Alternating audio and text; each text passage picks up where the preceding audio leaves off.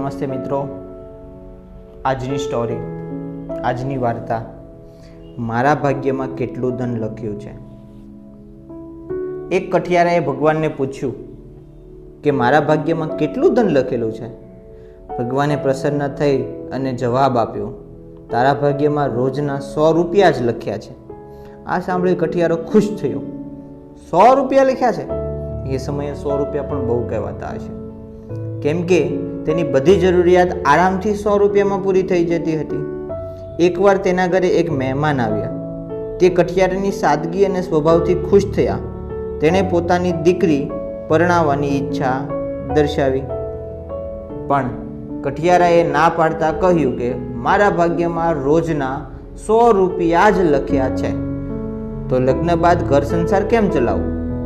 તો મહેમાને કહ્યું, મારી દીકરી પણ સુશીલ સંસ્કારી છે, તે આટલા પૈસામાં પણ ખુશ રહેશે. હવે કઠિયારાના લગ્ન થયા તો ધીમે ધીમે કઠિયારાને કામ વધુ મળવા લાગ્યું અને કમાણી 100 માંથી 300 થઈ. કમાણી વધી તો કઠિયારાએ પ્રભુને યાદ કરી કહ્યું, આવું કેમ?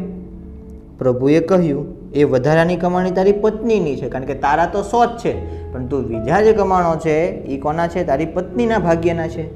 તારી પત્ની હવે તારી જિંદગીનો એક ભાગ બની ગઈ અને એની કમાણી પણ તને નસીબ થઈ છે.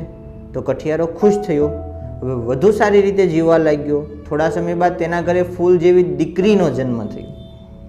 હવે થોડા સમય બાદ કઠિયારાની કમાણી 600 રૂપિયા થઈ ગઈ. કઠિયારાને સમજમાં આવી ગયું કે આ વધારાની કમાણી દીકરીના ભાગની છે. એમ કઠિયારાની કમાણી 100 માંથી 600 સુધી પહોંચી ગઈ. દરેક મનુષ્ય પોતાનું કર્મ અને ભાગ્ય સાથે લઈને જ આવે છે અને તે અનુસાર જ તેને મળે છે. પણ ઘણા એ અહંકારમાં જીવતા હોય છે કે હું જ આ બધું કમાઉં છું, આ બધી મારી જ મહેનતનું પરિણામ છે. હા, 100% તમારી મહેનત હશે, પણ એનું ફળ પણ હોઈ શકે છે. પણ આ બધું તમારી મહેનતનું છે કે બીજા નસીબનું, એ કોઈ જાણી શકતું નથી. માટે કદી પણ પોતાની જાત પર અભિમાન ના કરવું. અને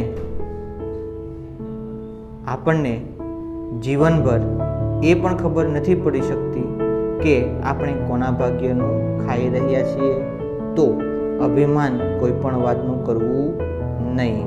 એટલે મારા લીધે જ આ બધું થાય છે, એ અહંકાર જેટલા વહેલા છૂટો એટલું વધુ સારું. તમે ખુદ કમાઓ છો, ખુદ કરો છો, વાંધો નહીં, પણ તમારી સાથે જોડાયેલા વ્યક્તિઓનું નસીબ પણ ક્યારેક તમારા ભાગ્યની અંદર કામ કરે છે. આજની આ સ્ટોરીને અહીંયા પૂરી કરીએ છીએ.